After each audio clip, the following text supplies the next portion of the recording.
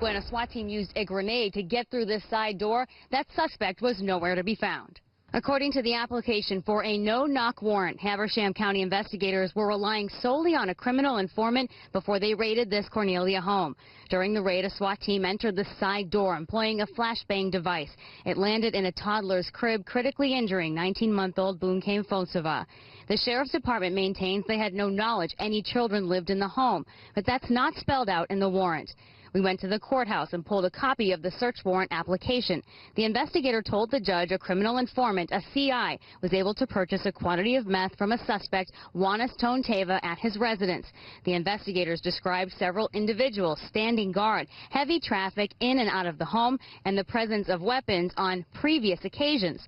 That was the basis for the no-knock provision. Now, you know what a criminal informant is? They're also a criminal. So you're taking the criminal at his word without doing your own due diligence, your own surveillance of the house.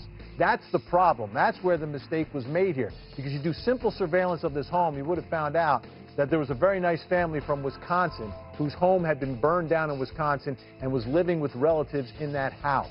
4 children, including little baby Boo-Boo. Now, little baby Boo-Boo was severely injured in this. And I've got in front of me Baby Boo-Boo's mom's cell phone, which has a picture of what happened to Baby Boo-Boo. It's too graphic for me to show you on television, but I appreciate you sharing that because it's difficult. It's difficult for mom and dad. Now let's get to what the allegations are here, right? By this criminal informant, okay? Criminal informant is that there's a drug dealer with weapons and lots of drugs living in that house at the time. Who was this guy?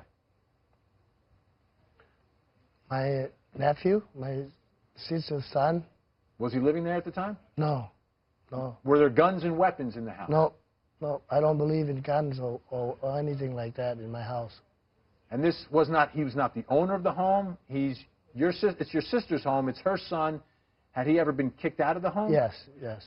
And so he wasn't living there at the time? No. All right, so for everyone on social media who's blaming mom and dad for bringing baby Boo-Boo and their family into a home with drugs and weapons, I think you were wrong, okay?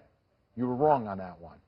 All right, let's get to what happened afterwards now, because it seems that your story is not necessarily getting out, that everyone is supporting local police. Let me bring a Marcus on this, Marcus, because I know you held like a rally.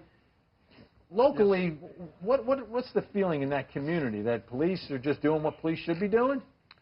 First, let me give a brief disclaimer. Sure. Reverend Al Sharpton is the founder of National Action Network. I'm the founder of the Atlanta-based Southeastern Regional Headquarters. Gotcha. Former president. Wanted to put that out there. You know, the consensus, the rally that we had, which of course Attorney O'Malley Mel Davis also helped to organize, there was such a heavy police presence. It was an intimidating police presence, or that was the perception by some. The sadness in that is that, as you've stated over and over again, this family is not the victim. There were no drugs seized. There were no arrests made. The arrest of the suspect was made at a different residence that did not require a no-knock warrant. So we just want the public to feel this family's pain. Overnight, they have become the face of the war on drugs, the tragedy of police brutality, the tragedy of the over-militarization of police departments. And it's very important for me to state that there is a fund that has been set up, an account that has been set up, because this family who was burned out of their home in Wisconsin and now bombed out of their home in Georgia and living from hotel to hospital, anyone can go into any Wells Fargo and give their child's name, Bunkem Fonsova, and help this family through this troubling time. And we're going to put that up on our Facebook page as well, so you can get that help. We've got some more questions, but again, this shouldn't have happened. You know, I defend the police. It's about doing your job the right way. There's too much at stake here. Absolutely. Too much.